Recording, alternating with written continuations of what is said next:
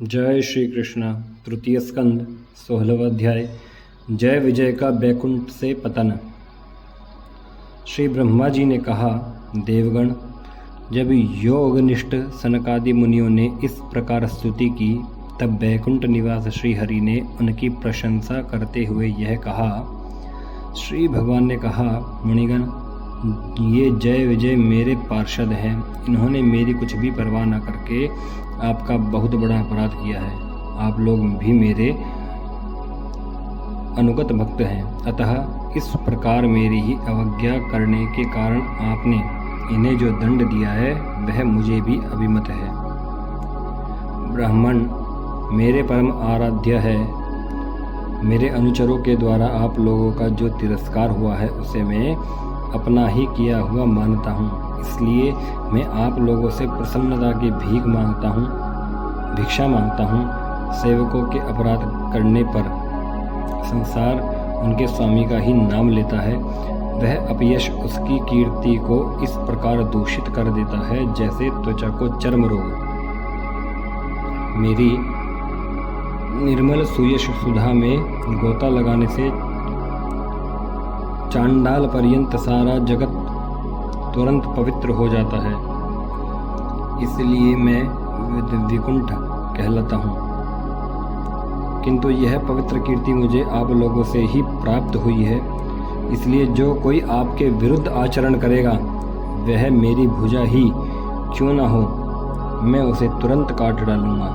आप लोगों की सेवा करने से ही मेरी चरण रज को ऐसी पवित्रता प्राप्त हुई है कि वह सारे पापों को तत्काल नष्ट कर देती है। और मुझे ऐसा सुंदर स्वभाव मिला है कि मेरे उदासीन रहने पर भी लक्ष्मी जी मुझे एक क्षण के लिए भी नहीं छोड़ती। यद्यपि इन्हीं के लेश मात्र कृपा कटाक्ष के लिए अन्य ब्रह्मादि देवता नाना प्रकार के नियमों एवं व्रतों का पालन करते हैं। जो अपने संपूर्ण कर्म फल मुझे अर्पण कर सदा संतुष्ट रहते हैं, वे निष्काम ब्राह्मण ग्रास पर तृप्त होते हुए घी से तरह तरह के पकवानों का जब भोजन करते हैं, तब उनके मुख से मैं जैसे तृप्त होता हूँ, वैसे यज्ञ में अग्नि रूप मुख से यजमान की दी हुई आहुतियों को ग्रहण करके नहीं होता। योग माया का अखंड और असीम ऐश्वर्य मेरे अधीन है, तथा मेरी चरणोदक रूपिणी गंगा जी चंद्रमा को मस्तक पर धारण करने वाले भगवान शंकर के सहित समस्त लोगों को पवित्र करती है। ऐसा परम पवित्र एवं परमेश्वर होकर भी मैं, जिनकी पवित्र चरण रज को अपने मुकुट पर धारण करता हूँ, उन ब्राह्मणों के कर्म को कौन नहीं सहन करेगा। ब्राह्मण, दूध देने वाली गौएं और अनाथ प्राणी ये मेरे ही शरीर हैं। पापों के द्वारा विवेक दृष्टि नष्ट हो जाने के कारण जो लोग इन्हें मुझसे भिन्न समझते हैं, उन्हें मेरे द्वारा नियुक्त यमराज के गृध्र जैसे दूत, जो सर्प के समान क्रोधी हैं, अत्यंत क्रोधित होकर अपनी चोंचों से नोचते हैं। ब्राह्मण तिरस्कार पूर्वक कटु भाषण भी करें तो भी जो उसमें मेरी भावना करके प्रसन्न चित्त से तथा अमृत भरी मुस्कान से युक्त मुख कमल से उसका आदर करते हैं, तथा जैसे रूठे हुए पिता को पुत्र और आप लोगों को मैं मानता हूँ, उसी प्रकार जो प्रेम पूर्ण वचनों से प्रार्थना करते हुए उन्हें शांत करते हैं, वे मुझे अपने वश में कर लेते हैं। मेरे इन सेवकों ने मेरा अभिप्राय न समझकर ही आप लोगों का अपमान किया है। इसीलिए मेरे अनुरोध से आप केवल इतनी कृपा कीजिए कि इनका यह निर्वासन काल शीघ्र ही समाप्त हो जाए। ये अपने अपराध के अनुरूप अधमगति को भोगकर शीघ्र ही मेरे पास लौट आए। ब्रह्मा जी कहते हैं, देवताओं, सनकादि मुनि क्रोध रूप सर्प से डरे हुए थे, तो भी उनका चित्त अंतःकरण को प्रकाशित करने वाली भगवान की मंत्रमयी सुमधुर वाणी सुनते सुनते तृप्त नहीं हुआ। भगवान की उक्ति बड़ी ही मनोहर और थोड़े अक्षरों वाली थी, किंतु वह इतनी अर्थ पूर्ण सार युक्त, दुर्विज्ञेय और गंभीर थी कि बहुत ध्यान देकर सुनने और विचार करने पर भी वे यह ना जान सके कि भगवान क्या करना चाहते हैं। भगवान की इस अद्भुत उदारता को देखकर वे बहुत आनंदित हुए और उनका अंग अंग पुलकित हो गया। फिर योग माया के प्रभाव से अपने परम ऐश्वर्य का प्रभाव प्रकट करने वाले प्रभु से वे हाथ जोड़कर कहने लगे। मुनियों ने कहा, स्वप्रकाश भगवान, आप सर्वेश्वर होकर भी जो यह कर रहे हैं कि यह आपने मुझ पर बड़ा अनुग्रह किया, सो इससे आपका क्या अभिप्राय है, यह हम नहीं जान सके हैं। प्रभु, आप ब्राह्मणों के परम हितकारी हैं। इससे लोक शिक्षा के लिए आप भले ही ऐसा माने कि ब्राह्मण मेरे आराध्य देव हैं, वस्तुतः तो ब्राह्मण तथा देवताओं के भी देवता ब्रह्मादि के भी आप ही आत्मा और आराध्य देव हैं। सनातन धर्म आपसे ही उत्पन्न हुआ है। आपके अवतारों द्वारा ही समय समय पर उसकी रक्षा होती है तथा निर्विकार स्वरूप आप ही धर्म के परम गुह्य रहस्य हैं। यह शास्त्रों का मत है। आपकी कृपा से निवृत्ति परायण योगी जन सहज में ही मृत्यु रूप संसार सागर से पार हो जाते हैं। फिर भला दूसरा कोई आप पर क्या कृपा कर सकता है। भगवान, दूसरे अर्थार्थी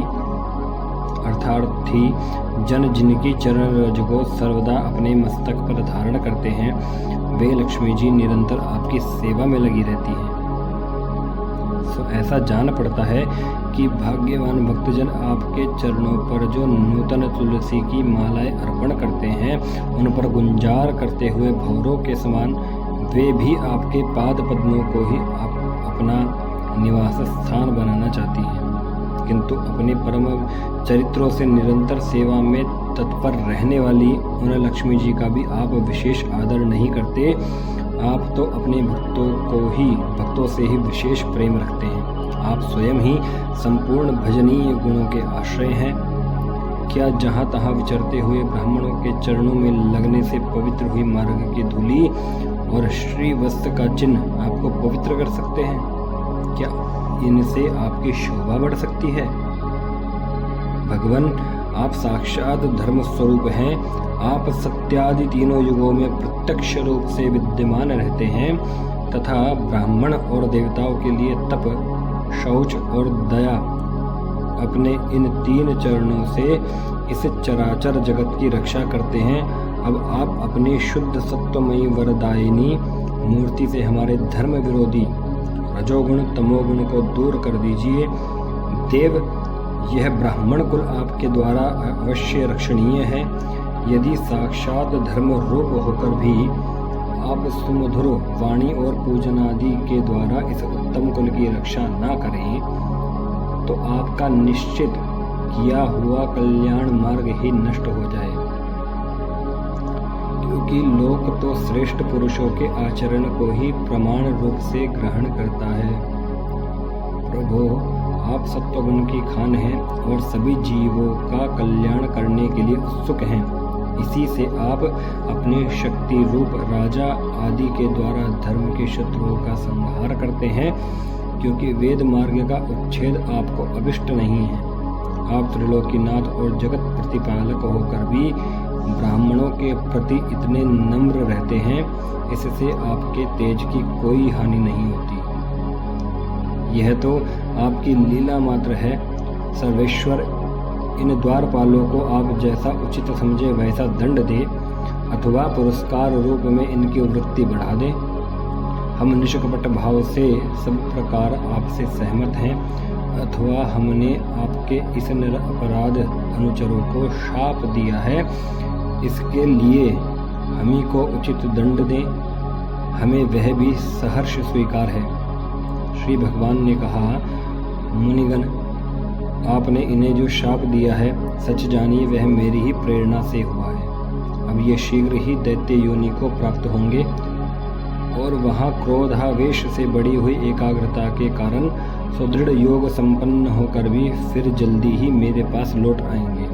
श्री ब्रह्मा जी कहते हैं, तदनंतर उस मुनीश्वरों ने नयनाभिराम भगवान विष्णु और उनके स्वयं प्रकाश वैकुंठ धाम के दर्शन करके प्रभु की परिक्रमा की और उन्हें प्रणाम कर तथा उनकी आज्ञा पा भगवान के ऐश्वर्य का वर्णन करते हुए प्रमुदित हो वहां से लौट गए। फिर भगवान ने अपने अनुचरों से कहा, जाओ, मन में किसी प्रकार का भय मत करो, तुम्हारा कल्याण होगा।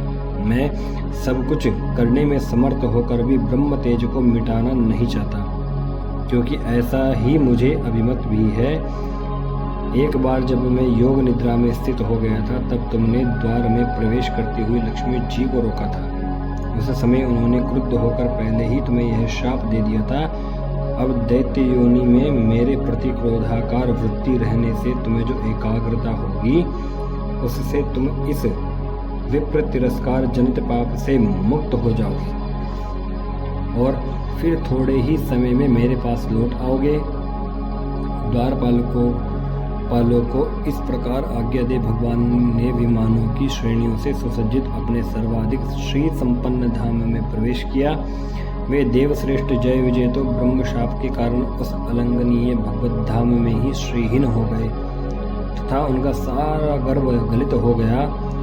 पुत्रों, फिर जब वे बैकुंठ लोक से गिरने लगे, तब वहां श्रेष्ठ विमानों पर बैठे हुए बैकुंठवासियों में महान हाहाकार मच गया। इस समय द्वितीय के गर्भ में स्थित जो कश्यप जी का उग्र तेज है, उसमें भगवान के उन पार्षद प्रवरों ने ही प्रवेश किया है। उन दोनों असुरों के तेज से ही तुम सबका तेज फीका पड़ गया है। इस समय भगवान ऐसा ही करना चाहते हैं। जो आदि पुरुष संसार की उत्पत्ति, स्थिति और लय के कारण है, जिनकी योग माया को बड़े बड़े योगी जन भी कठिनता से पार कर पाते हैं, वे सत्वादि तीनों गुणों के नियंता श्री हरि ही हमारा कल्याण करेंगे। इस समय विषय में हमारा विशेष विचार करने से क्या लाभ हो सकता है। तृतीय स्कंद 16वां अध्याय समाप्त। जय जय श्री राधेश्याम।